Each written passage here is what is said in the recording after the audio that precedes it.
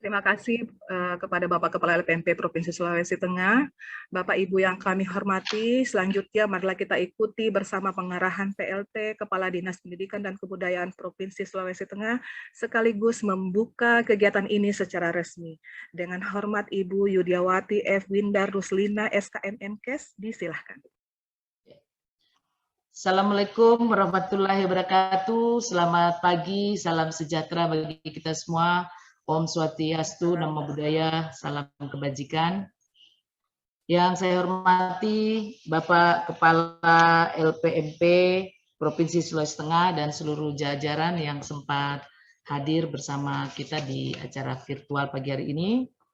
Yang saya hormati Bapak Ibu narasumber, baik yang berasal dari wilayah Provinsi Sulawesi Tengah maupun dari Kemendikbud Ristek Republik Indonesia. Yang saya hormati Bapak Ibu panitia penyelenggara sehingga kegiatan ini bisa terlaksana dengan baik pada pagi hari ini, dan teristimewa Bapak Ibu peserta kegiatan sosialisasi program Sekolah Penggerak Angkatan 2 tahun 2021 yang saya cintai dan saya banggakan.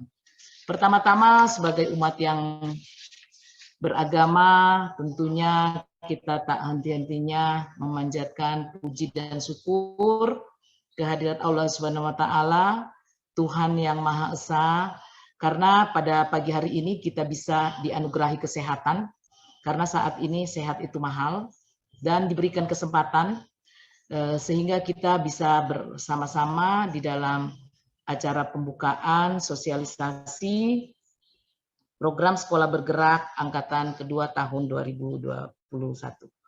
Sebelum saya menyampaikan sambutan pada pagi hari ini, pada kesempatan ini saya ingin memperkenalkan diri dulu, karena katanya kalau tak kenal maka tak sayang. Kalau kita tidak sayang, tentu kita akan sulit berkomunikasi, berkoordinasi, dan yang paling penting bagaimana kita bersilaturahmi.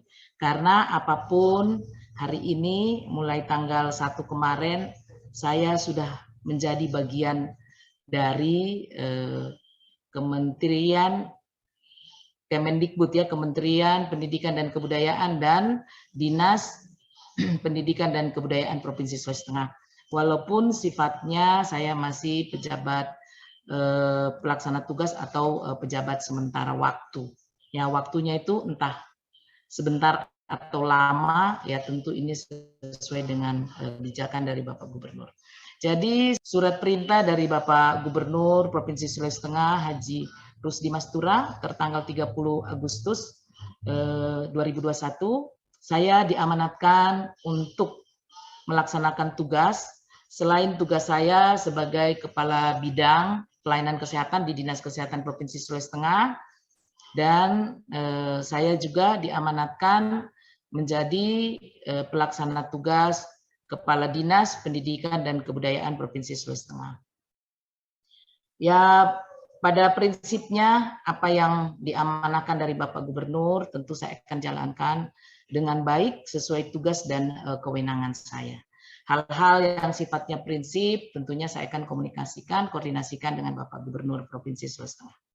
Pada kesempatan ini mungkin Bapak Ibu bertanya, kenapa yang hadir menjadi PLT dari Dinas Kesehatan?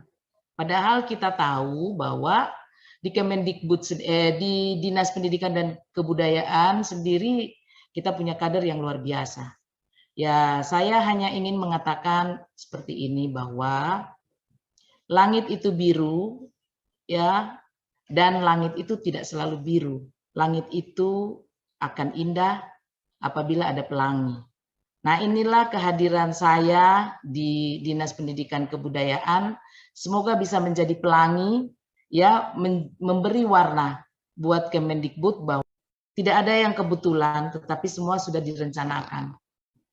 Saya berkarir memang diawali dari Kanwil Kesehatan.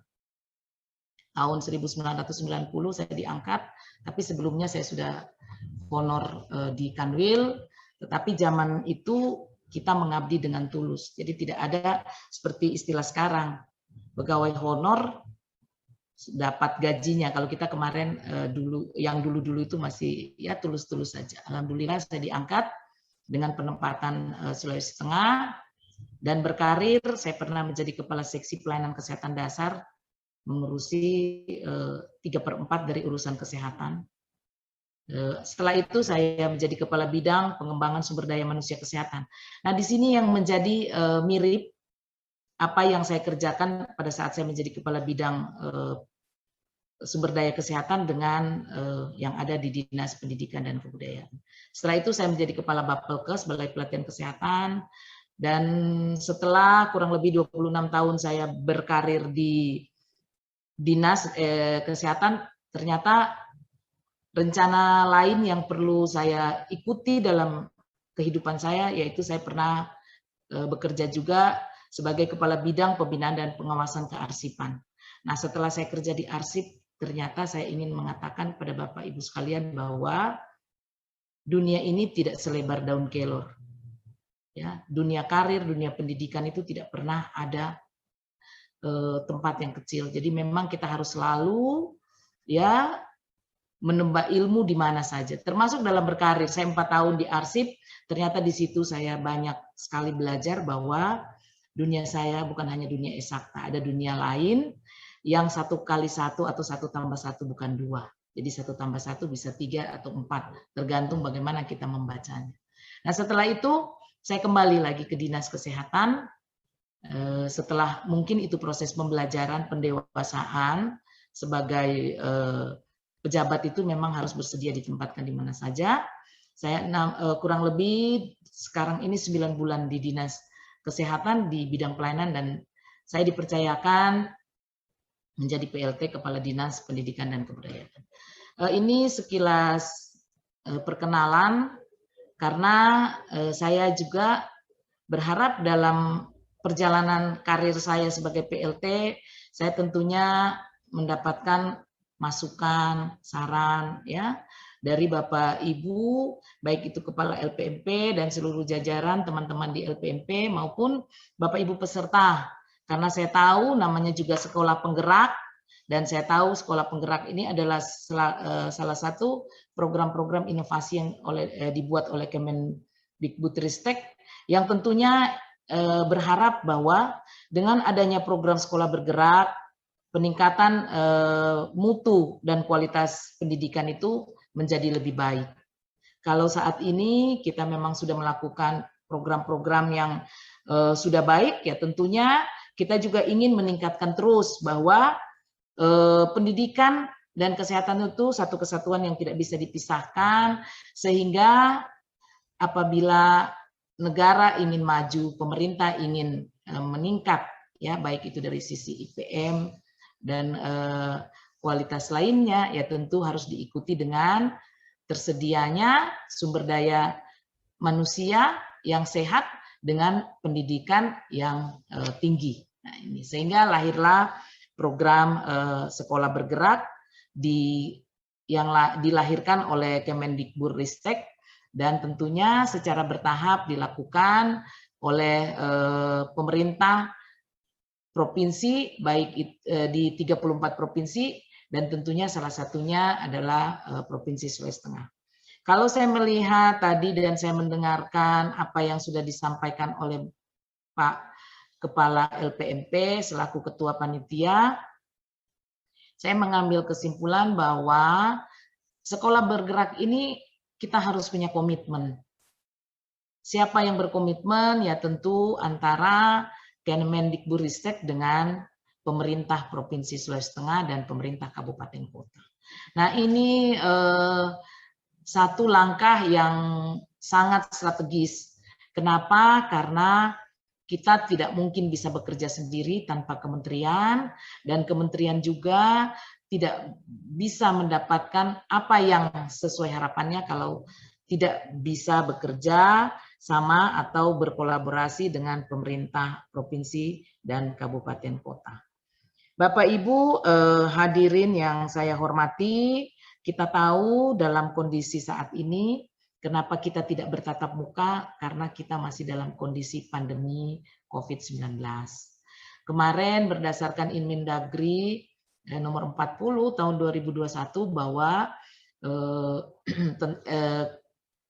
Kota Palu dan Poso masih masuk di dalam level 4, PPKM level 4, sehingga memang kita tetap melaksanakan kegiatan-kegiatan tetapi dengan cara-cara yang berbeda daripada yang sebelumnya.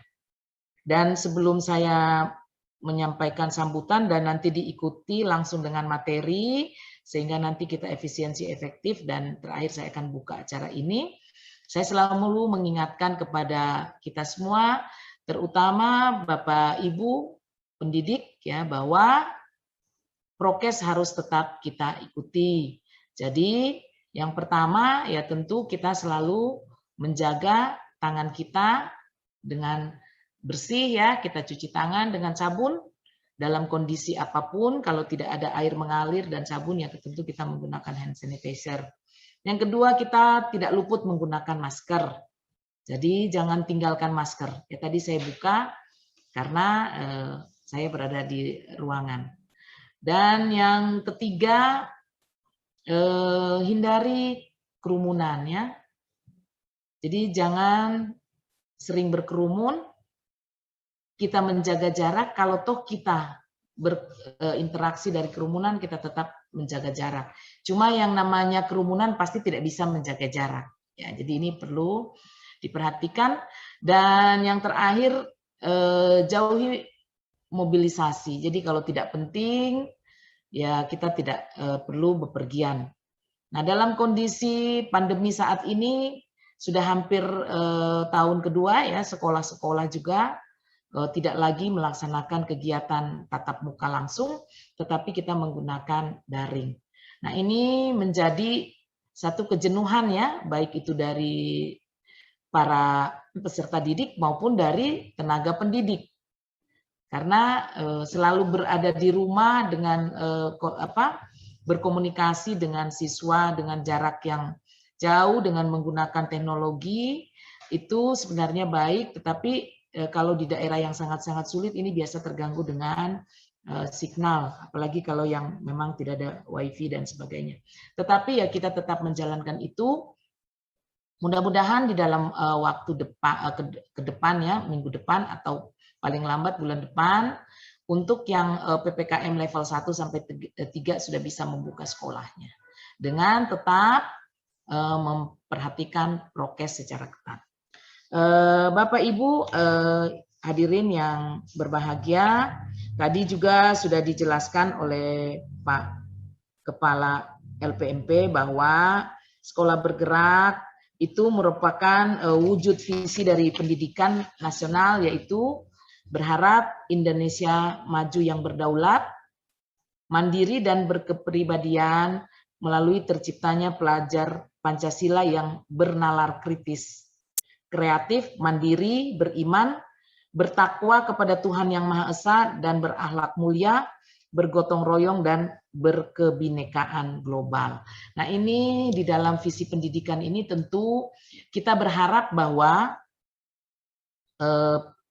baik pelajar-pelajar kita nantinya berakhlak, beriman, bertakwa kepada Allah Subhanahu wa taala, Tuhan Maha Esa, ya, secara bagaimana para pelajar juga memahami toleransi di dalam beragama.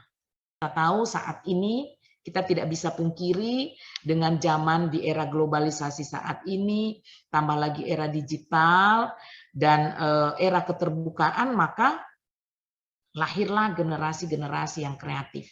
Kreatif ini perlu kita tumbuh kembangkan, kreatif-kreatif yang tentunya positif.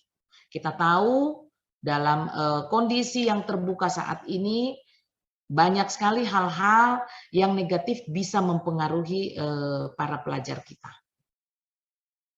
Ya, dengan terbukanya media sosial, ya, dengan terbukanya dunia, kita bisa melihat dunia dalam genggaman tangan. Karena memang ini sudah zamannya era keterbukaan.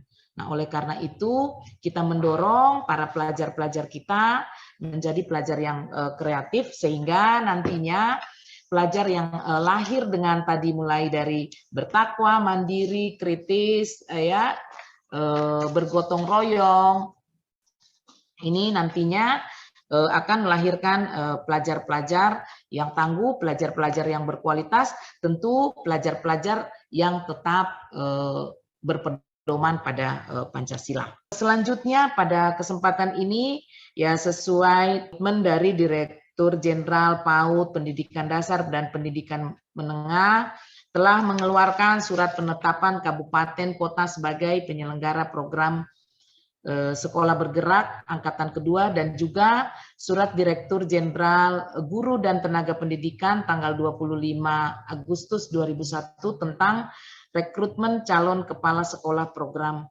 Sekolah Bergerak Angkatan Kedua.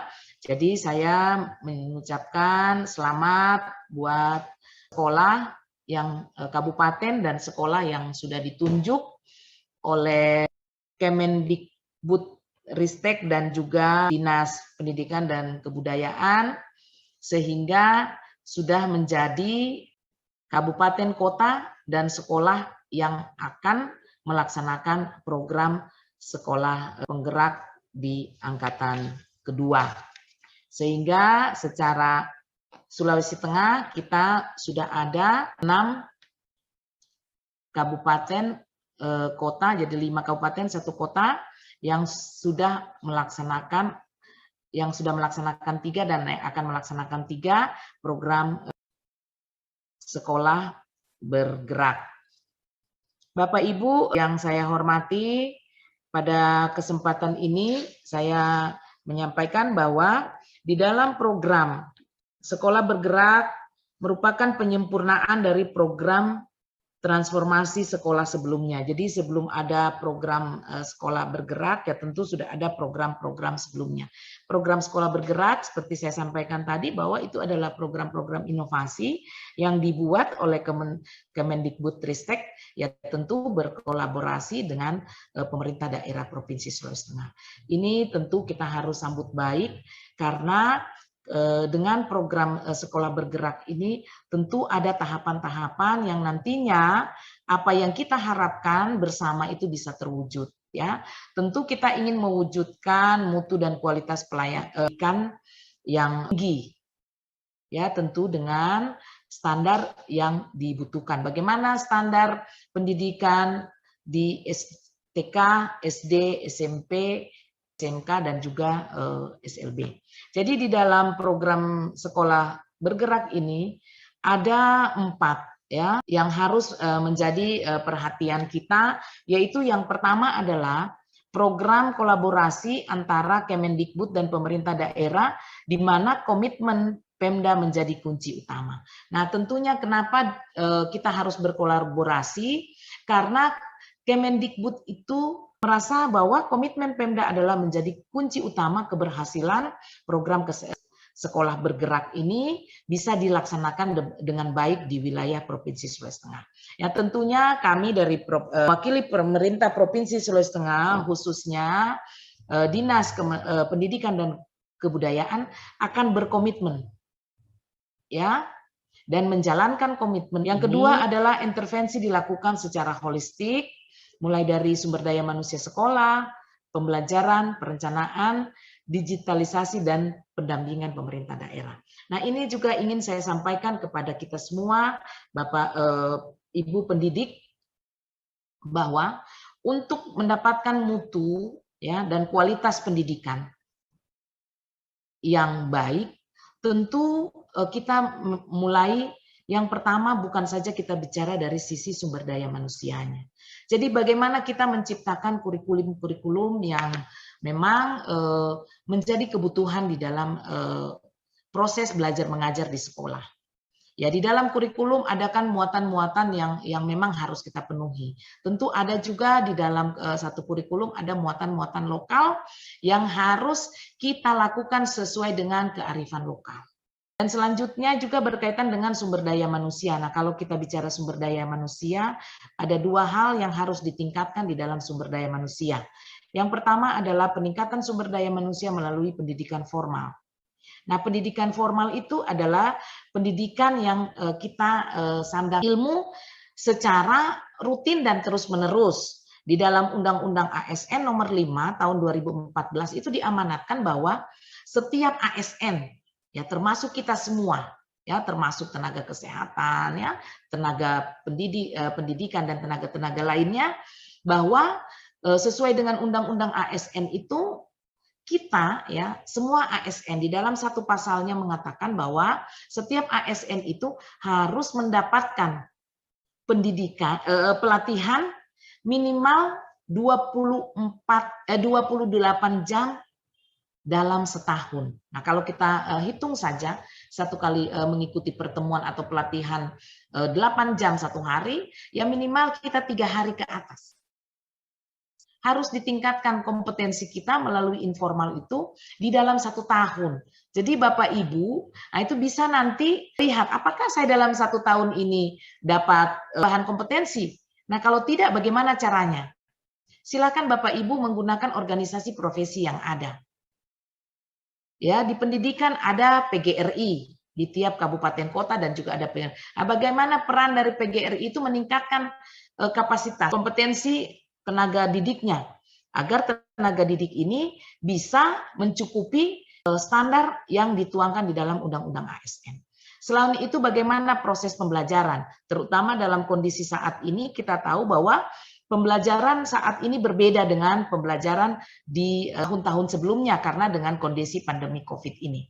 Termasuk nanti pembelajaran di pandemi COVID yang akan memberlakukan pembelajaran tatap muka terbatas. Nah, ini akan berbeda. Nah, tetapi bagaimana pembelajaran ini harus tetap terjadi dan semua kurikulum harus diterima oleh pelajar atau siswa didik kita.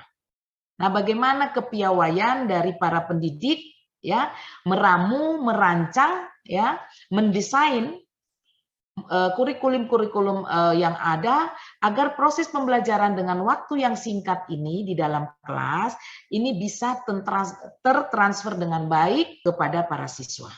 Nah, ini menjadi satu ilmu dari atau talenta dari masing-masing pendidik. Mungkin pendidik A dengan caranya begini, pendidik B dengan caranya yang berbeda dengan satu sama lainnya. Yang selanjutnya adalah perencanaan. Agar program sekolah penggerak ini ya bisa berjalan dengan baik, itu sangat dipengaruhi oleh perencanaan.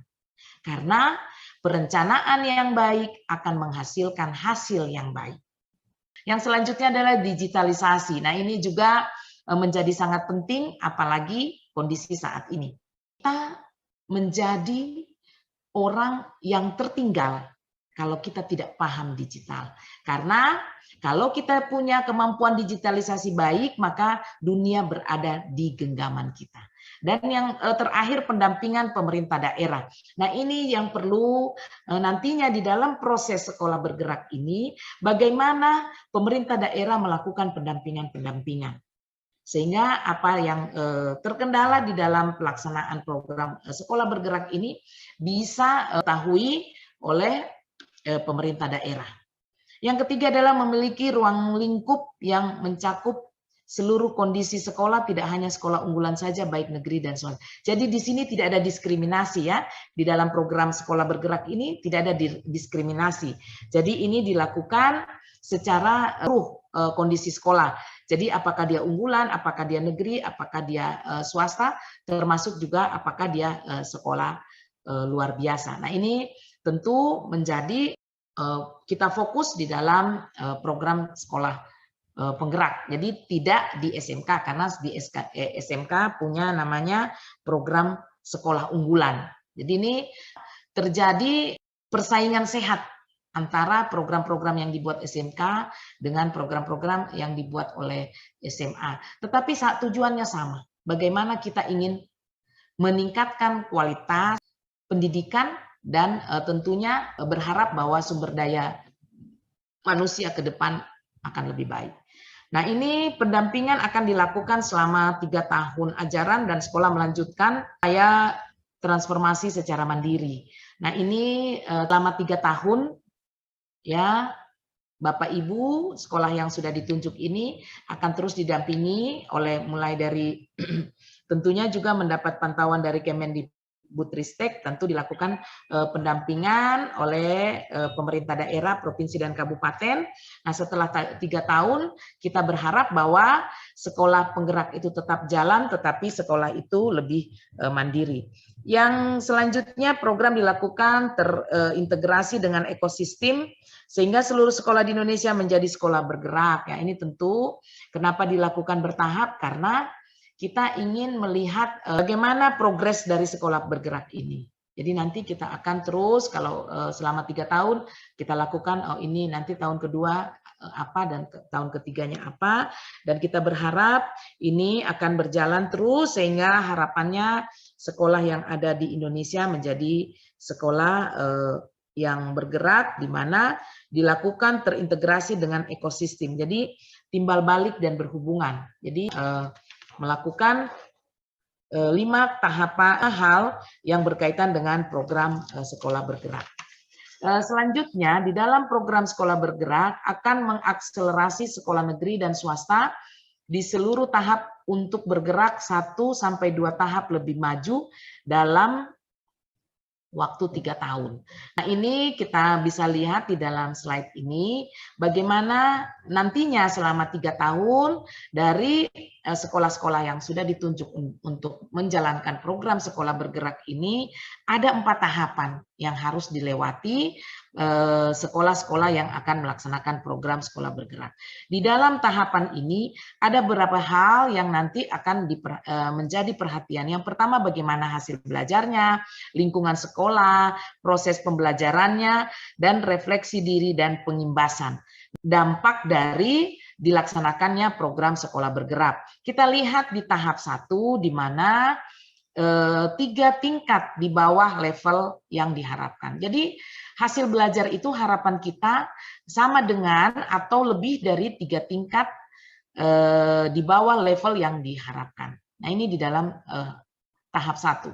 Lingkungan belajar tentu perundungan menjadi norma. Nah ini menjadi hal yang nanti akan kita lihat di dalam tahap 1 dan pembelajaran secara rutin mengalami gangguan. Nah ini di tahap 1 itu biasanya terjadi gangguan-gangguan apa yang akan kita lakukan di dalam proses pembelajaran. Nah di dalam refleksi dan pengimbasan itu tahap 1 itu belum terlihat. Di tahap 2, 1 dan 2 tingkat di bawah level yang diharapkan. Jadi tadi 3, sekarang kita berharap di tahap 2 itu sudah ada di 1-2 tingkat di bawah level yang kita harapkan. Selanjutnya perundungan masih terjadi namun tidak menjadi norma. Nah ini mulai sudah bergerak untuk lebih baik, sehingga kalau tadi perundungan menjadi norma, di sini tidak lagi. Perundungan sudah menjadi norma ada, tetapi di tahap pertama norma ada, tetapi di tahap kedua sudah tidak ada. Jadi perundungan masih terjadi, namun tidak menjadi norma. Nah ini kita lihat di dalam bahasa Indonesia yang baik, perundungan itu adalah kegiatan yang sengaja atau disadari yang bertujuan untuk menyakiti dan melukai seseorang yang dilakukan secara berulang-ulang. Di tahap 3, di level sudah masuk di dalam hasil pelajaran kita adalah di level yang kita harapkan, perundungan itu sudah tidak terjadi. Jadi yang selanjutnya adalah perencanaan program dan anggaran berbasis refleksi diri. Jadi nanti di dalam proses pembelajaran, nah seperti yang sudah saya sampaikan di sebelumnya bahwa ada proses perencanaan. Jadi perencanaan program dan anggaran itu sudah berbasis refleksi diri. Jadi nanti sudah seiring sejalan antara perencanaan dan anggaran yang tersedia, dan guru mulai melakukan refleksi dan perbaikan pembelajaran. Nah ini tahap 3 ini adalah tahap nanti terjadi perguliran, terjadi perubahan yang positif ya dari hal-hal yang sebelumnya, dari yang kemarin itu baik dari siswa maupun dari para pendidik itu mengerjakan hal yang dianggap biasa. Jadi yang dilakukan itu seperti yang biasa-biasa saja.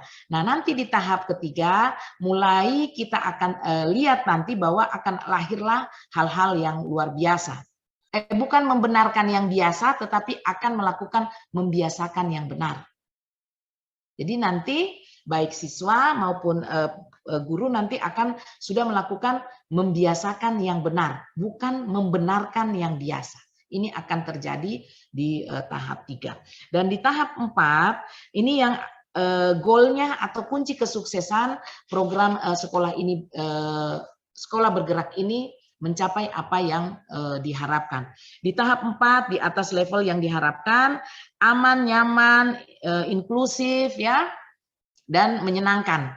Jadi nantinya goal dari program sekolah bergerak ini bahwa baik guru dan murid itu akan merasakan hasil-hasil yang dilaksanakan selama ini yang biasa-biasa saja, maka akan lahir hal-hal yang luar biasa.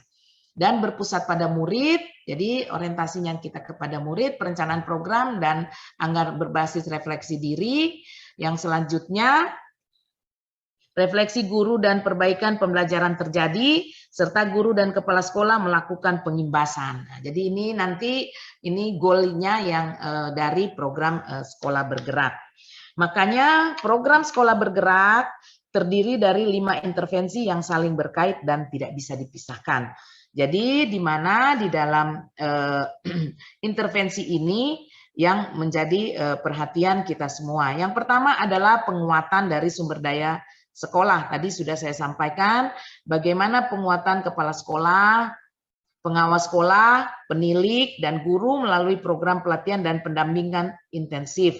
Jadi coaching one to one dengan pelatih ahli yang disediakan oleh Kemendikbud. Jadi kalau nanti tidak ada ahlinya, ya tentu tidak pernah ada di dalam satu program untuk peningkatan SDM itu tidak ada ahlinya, pasti ada. Dan ini di dalam program sekolah bergerak ini jelas sekali bahwa akan dilakukan pelatihan dan pendampingan baik itu kepala sekolahnya, pengawas sekolah, penilik, dan guru, sehingga nanti semuanya itu akan menjadi atau punya visi yang sama di dalam program sekolah bergerak dan akan dilatih oleh tenaga ahli yang disediakan oleh Kemendikbud. Nah, selanjutnya pembelajaran dengan paradigma baru, pembelajaran yang berorientasi pada penguatan kompetensi dan pengembangan karakter yang sesuai dengan nilai-nilai Pancasila melalui kegiatan pembelajaran di dalam dan di luar kelas. Nah, ini juga perencanaan berbasis data. Nah, ini yang perlu menjadi perhatian dari kita semua. Nah, selama ini yang memang menjadi kelemahan kita di pemerintah, baik itu provinsi mungkin kabupaten kota, adalah perencanaan berbasis data. Kenapa? Karena kita kadang-kadang sulit mendapatkan data. Nah, ini yang menjadi pembelajaran buat kita. Nah, bagaimana nantinya ke depan bahwa kita memang harus selalu mengumpulkan data-data yang ada. Dan kita nanti akan merencanakan sesuai data dan melakukan evaluasi aja tentu sesuai dengan data yang ada. Nah, oleh karena itu saya berharap apapun yang ada di sekolah maupun di kita ya di Dinas Pendidikan dan Kebudayaan, tolong nantinya kita juga bergerak semua dengan berbasis data atau back to data. Jadi kita kembali kepada data. Karena data itu adalah bukti otentik yang bisa kita lakukan untuk menyusun perencanaan-perencanaan. Jadi manajemen berbasis sekolah, perencanaan berdasarkan refleksi sekolah. Yang selanjutnya digitalisasi sekolah, penggunaan berbagai platform digital bertujuan mengurangi kompleksitas, meningkatkan efisiensi, menambah inspirasi dan pendekatan yang disesuaikan. Tentu juga dilakukan pendampingan konsultatif dan asimetris, baik itu oleh kementerian maupun dari Pemda provinsi dan kabupaten kota. Nah, selanjutnya program sekolah penggerak akan mempercepat peningkatan mutu pendidikan di daerah.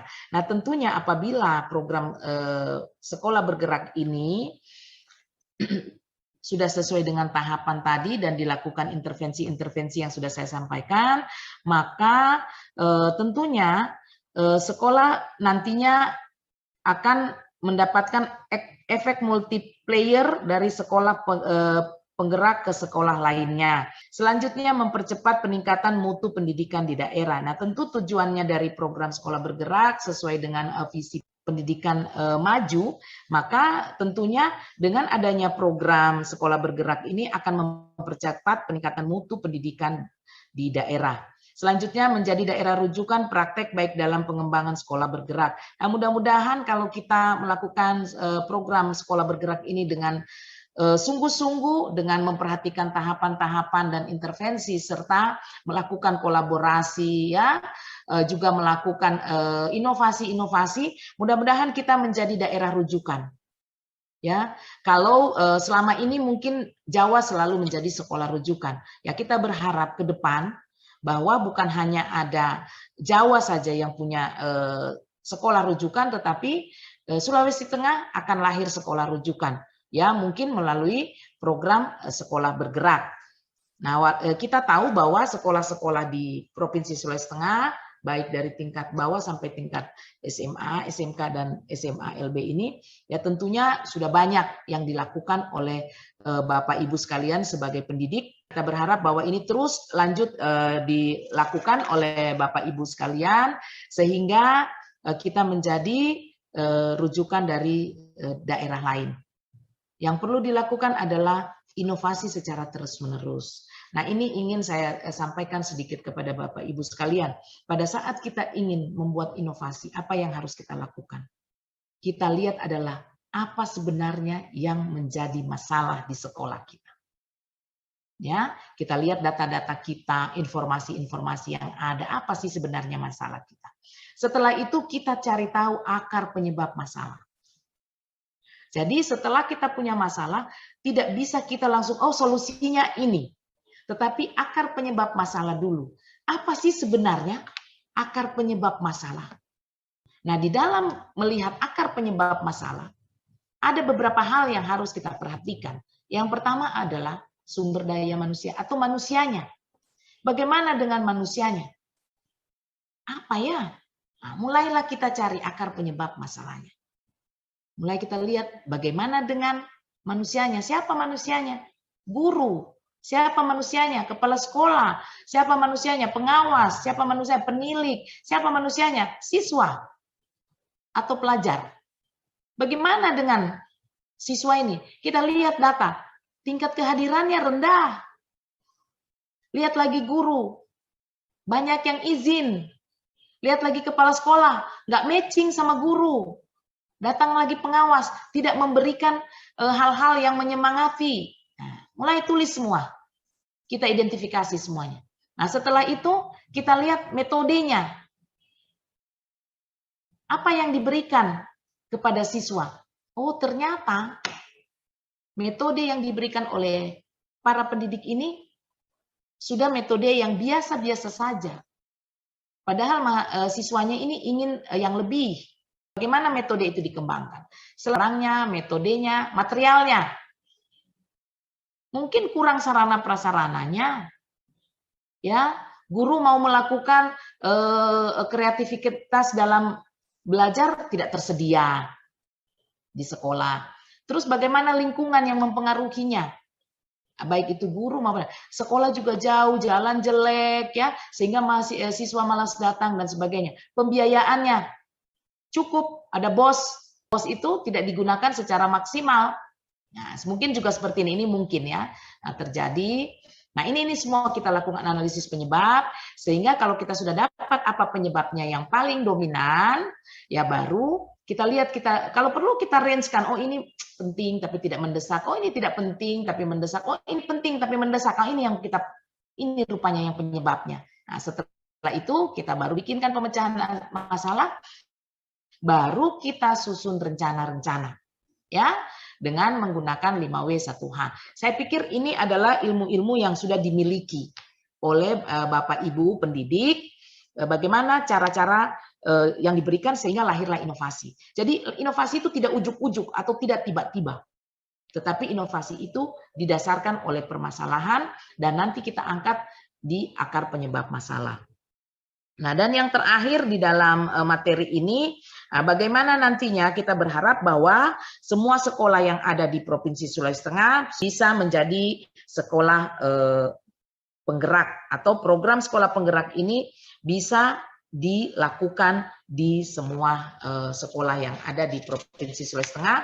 Tentunya juga secara keseluruhan berada semua sekolah di Indonesia sudah menjadi sekolah penggerak, dan kalau sudah menjadi sekolah penggerak, saya yakin kita tidak akan loss generasi, tetapi kita akan melahirkan generasi-generasi cerdas, generasi-generasi hebat, dan generasi-generasi yang mandiri dan berkualitas. Mungkin ini yang bisa saya sampaikan pada kesempatan ini. Mohon maaf apabila di dalam penyampaian materi dan sambutan saya ini ada yang tidak berkenan, dan pada kesempatan ini juga saya memberikan apresiasi kepada Lembaga Penjamin Mutu Pendidikan Provinsi Sulawesi Tengah yang sudah melakukan kegiatan sosialisasi program sekolah bergerak dan tata cara pendaftaran bagi kepala sekolah. Dan mudah-mudahan apa yang sudah dilakukan oleh LPMP dan nanti juga akan disampaikan materi-materi yang berkaitan dengan program ini dapat diterima oleh Bapak Ibu sekalian dan dapat bermanfaat buat baik diri kita sendiri maupun orang banyak nantinya. Dan saya juga menyampaikan terima kasih kepada Kemendikbudristek yang telah memberikan program-program yang luar biasa untuk kita dalam rangka meningkatkan pendidikan di Indonesia untuk maju, hebat, dan berkualitas. Mohon maaf juga kepada para peserta ya, selamat mengikuti pertemuan ini. Sekali lagi, ilmu yang Bapak Ibu terima nantinya bisa digulirkan kepada sekolah-sekolah yang mungkin belum ya menjadi salah satu sekolah yang ditunjuk untuk menyelenggarakan program sekolah bergerak. Semoga apa yang kita cita-citakan semua tercapai, termasuk kita ingin mewujudkan pendidikan Indonesia maju dan pendidikan Sulawesi Tengah juga sesuai dengan visi dan misi Bapak Gubernur Sulawesi Tengah, Bapak Haji Rusdi Mastura, dan Bapak Wakil Gubernur Makmun Amir. Demikian beberapa hal yang dapat saya sampaikan pada kesempatan ini. Semoga Allah Subhanahu wa taala, Tuhan yang Maha Esa, senantiasa memberikan kemudahan kepada kita semua dalam menjalankan aktivitas kita. Dengan mengucapkan Bismillahirrahmanirrahim, kegiatan sosialisasi program sekolah bergerak angkatan kedua tahun 2021 di Provinsi Sulawesi Tengah saya nyatakan dibuka dengan resmi. Terima kasih dan saya akhiri. Wabillahi taufiq wal hidayah. Assalamualaikum warahmatullahi wabarakatuh. Om Santi Santi Santi Om. Namo Buddhaya. Salam kebajikan. Saya Kepala PLT, Kepala Dinas Pendidikan dan Kebudayaan Provinsi Sulawesi Tengah, Yudiawati Evinda Rustiana, SKM MKes. Demikian, terima kasih sekali lagi. Selamat mengikuti pertemuan. Ya, terima kasih kami ucapkan kepada Ibu PLT Kepala Dinas Pendidikan dan Kebudayaan Provinsi Sulawesi Tengah yang telah membuat kegiatan ini secara resmi. Kita berikan reaksi tepuk tangan dulu. Kalau nggak ada. Terima kasih Ibu. Gitu. Ya, baik Bapak Ibu yang kami hormati, dengan mengucapkan Alhamdulillahirrahmanirrahim, acara pembukaan sosialisasi program sekolah penggerak telah selesai. Terima kasih. Wabillahi taufiq wal hidayah. Wassalamualaikum warahmatullahi wabarakatuh.